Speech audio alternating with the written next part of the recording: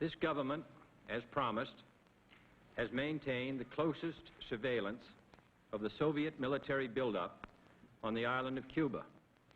Within the past week, unmistakable evidence has established the fact that a series of offensive missile sites is now in preparation on that imprisoned island. Hello everyone and welcome back to our channel. Today, we're going to talk about one of the most dangerous moments in world history, the Cuban Missile Crisis. In this video, we'll explore what led up to the crisis, the key events that took place, and its impact on global politics. To understand the Cuban Missile Crisis, we need to go back to the early 1960s. At that time, the United States and the Soviet Union were in the midst of a tense Cold War, a period of geopolitical tension between the two superpowers. The United States had placed missiles in Turkey, which were seen as a threat by the Soviet Union. In response, the Soviet Union decided to place missiles in Cuba, which was just 90 miles away from the United States. On October 14, 1962, an American U-2 spy plane discovered the Soviet missile sites in Cuba.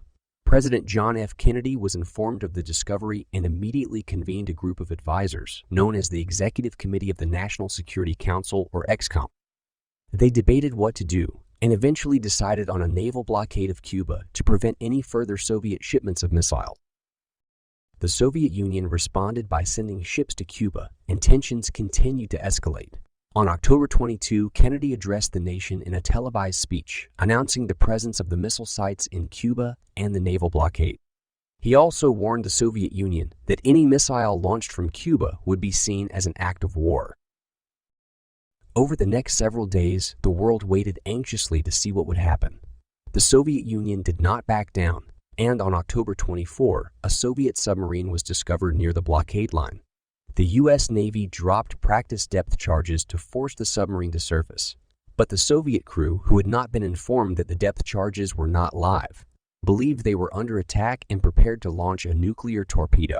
Fortunately, the captain of the submarine, Vasily Arkhipov, vetoed the launch, preventing a potential nuclear war.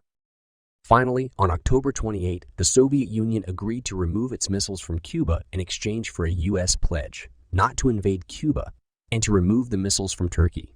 The crisis was over. The Cuban Missile Crisis had a profound impact on global politics.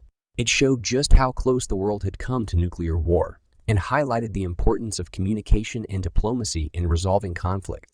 It also led to the establishment of a direct communications link known as the hotline between the United States and the Soviet Union to prevent similar crises in the future. And that's the story of the Cuban Missile Crisis. It was a terrifying moment in world history, but ultimately one that was resolved peacefully. As always, thank you for watching. See you next time.